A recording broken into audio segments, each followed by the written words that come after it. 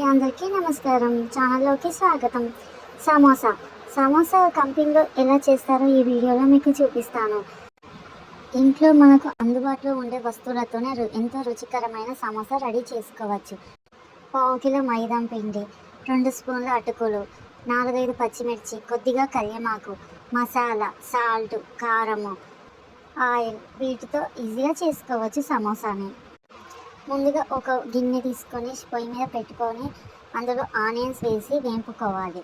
ఇలా సమోసా చేసే కంపెనీలో అయితే వేంపరు, ఎందుకంటే అక్కడ చాలా పెద్ద మొత్తంలో చేస్తారు కాబట్టి ఆనియన్స్ అనేది మంచిగా వేగుతాయి, ఫ్రై అవుతాయి. కానీ మనం ఇంట్లో చిన్న మొత్తంలో చేస్తాము కాబట్టి కన్ఫర్మ్గా మనం ఆనియన్స్ని కొంచెం వేపుకోవాలి. ఆ తర్వాత ఉప్పు, కారం, మసాలా, పచ్చిమిర్చి, పుదీనా, కొత్తిమీర, మెంతికూర ఈ మసాలాలు వేసుకొని దాన్ని దింపుకోవాలి. అప్పుడైతేనే అవి ఫ్రై అవుతాయి. కానీ ఆనియన్స్ కొంచెం ముందుగానే వేయించుకున్నాక అవి స్టవ్ నుంచి దింపుతాము అనే ముందు మిగతా వస్తువులు వేస్తే సరిపోతుంది. అప్పుడు చాలా టేస్టీకరమైన కర్రీ రెడీ అవుతుంది. ఇంట్లో చేస్తే సమోసాలు అయితే ఇలాగే చేసుకోవాలి. అప్పుడు ఆనియన్స్ మంచిగా వేగి సమోసా టేస్టీగా ఉంటుంది.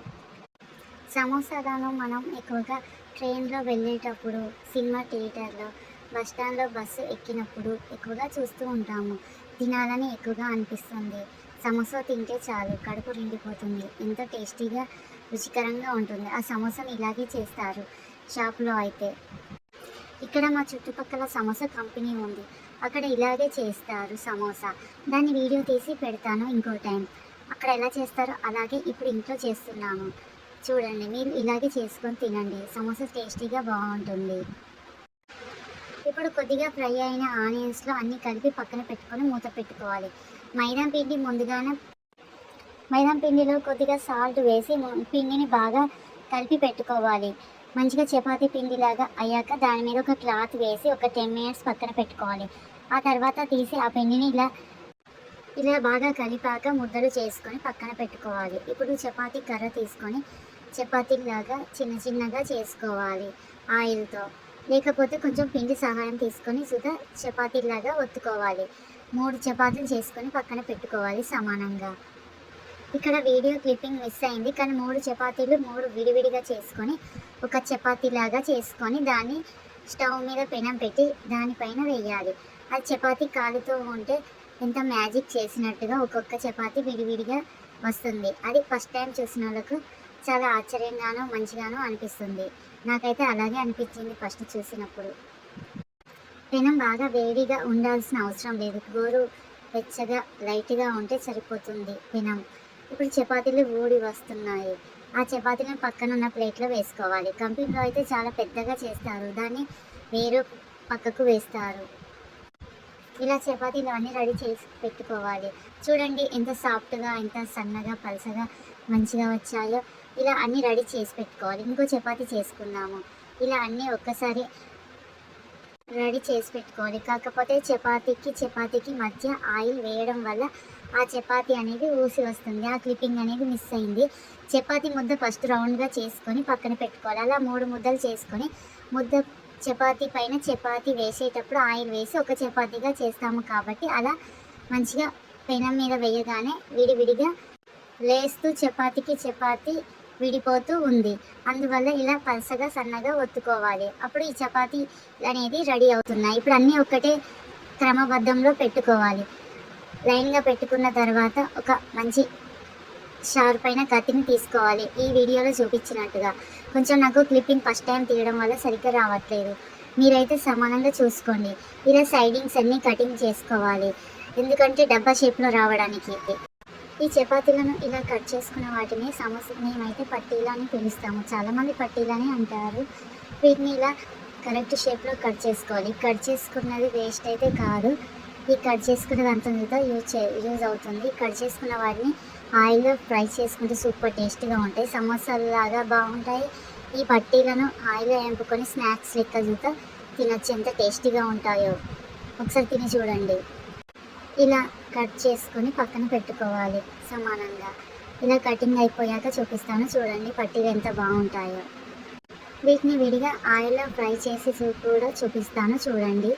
ఇలా రెడీ చేసుకొని పక్కన పెట్టుకోవాలి. ఇప్పుడు మనం పక్కన సైడింగ్స్ కొంచెం తీసుకున్నాము, అందులో కొంచెం తీసుకొని చిన్న ముక్కలుగా కట్ చేసి మనం ఇప్పుడు ఆనియన్స్ ఫ్రై చేసుకున్న కర్రీ ఉంది కదా అందులో వేసుకోవాలి.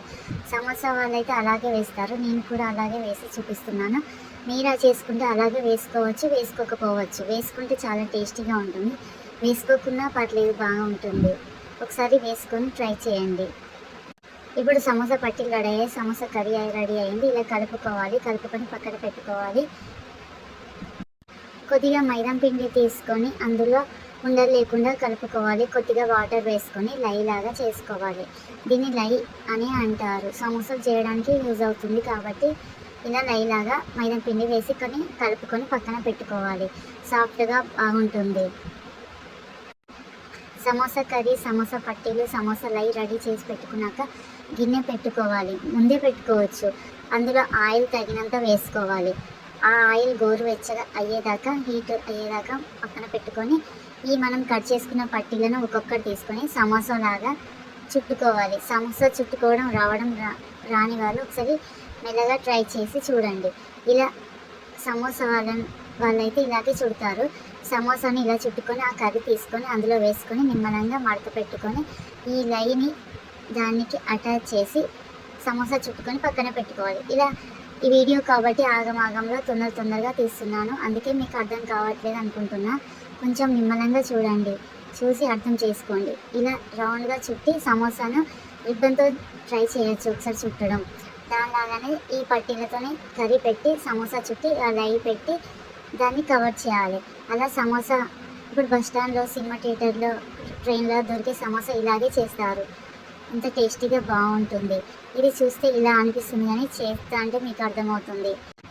నాకు వీడియో తీయడం రాదు కాబట్టి ఎలాగో అలాగా తీస్తున్నాను. కెమెరా చూస్తే అంత బాగాలేదు కాబట్టి మీకు నీట్గా కనబడకపోవచ్చు స్క్రీన్ అనేది, కానీ చేసే విధానం మాత్రం అలాగే చేస్తారు. ఇలా సమోసా మొత్తం చుట్టి పక్కన పెట్టుకోవాలి. సమోసా అనేది కొంచెం ఆ గమ్ అనేది ఆరాకనే ఆయిల్లో వేయడం వల్ల ఆ సమోసా అనేది విప్పుకోకుండా ఉంటుంది. నేను వేసేటప్పటికి కెమెరా వీడియో తీయాలని తొందరలో వేసాను కాబట్టి కొంచెం ఆరలేదు, కానీ బాగానే వచ్చాయి. ఈ సమోసాని ఇలా నేను చిన్న చిన్నగా చేశాను, కొందరు పెద్దగా చేస్తారు. ఇలా సమోసా అనేది కంప్లీట్గా వేగింది. సమోసా అంతా వేగాక పక్కన పెట్టుకొని పచ్చిమిర్చి తీసుకొని వాటిని తొడిమలు తీయకుండా నీట్గా కడుక్కొని ఇలా ఆయిల్లో ఫ్రై చేసుకోవాలి. ఆ ఫ్రై చేసుకున్నవి సమోసా పక్కన పెట్టుకోవాలి.